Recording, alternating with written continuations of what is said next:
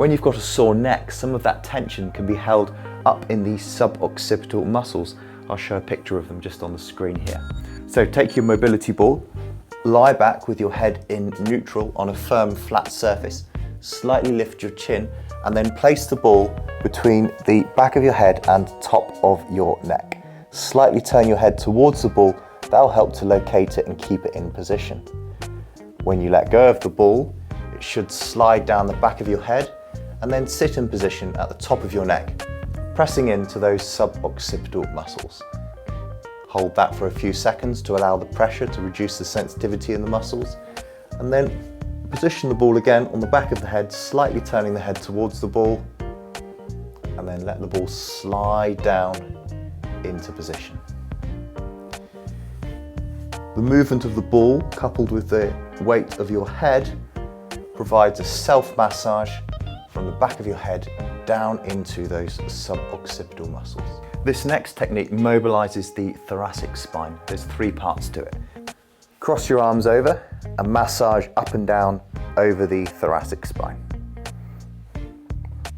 Then place the roller in line with the bottom of your shoulder blades, arms behind your head, and stretch back as far as is comfortable, breathing out as you approach the end of range.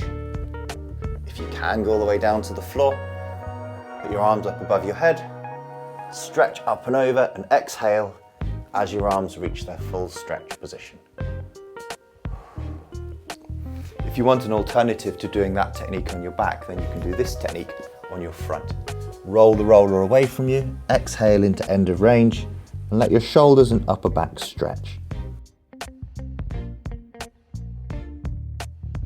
For a self-massage for the lumbar spine, take a roller, sit on top of the roller, knees bent, feet flat on the floor, and arms by your side to take some weight.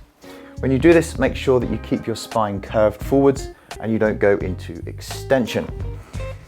Roll forwards and let the roller drop off the back of your pelvis and roll over your lower back muscles. Control the movement using your feet and your arms for about 30 seconds to a minute. If it feels good, then keep going for a little bit longer.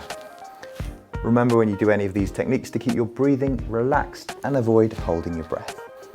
The most comfortable way to target the glutes is to place the roller on the side and towards the top of the glutes, tilting your body in order to achieve that.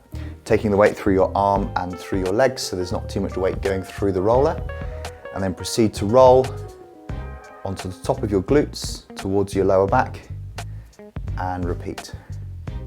Rolling slowly will definitely make this a much more therapeutic experience, and remember to keep yourself relaxed, including your breathing. Crossing your leg over like this will stretch the glutes and make it a bit more of an intense experience. The technique shouldn't be painful though. If you have enough discomfort that it causes you to hold your breath, then make sure you stop and try an easier, more therapeutic technique. These hamstring and calf techniques are definitely 2 of my favorite foam rolling techniques. Super easy to do, often giving a decent amount of relief from tension and muscle soreness. And we'll finish off with one of the classic self-massage techniques.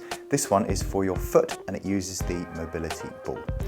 Place the ball on the sole of your foot and work up and down the foot through that longitudinal arch. Start with light pressure and then increase the pressure accordingly. Slowly rolling from the front to the back of the foot. Which of those was your favourite? Let me know in the comments. Here's a video for neck pain, one for lower back pain, and here a couple of videos for foot pain. See you in the next video.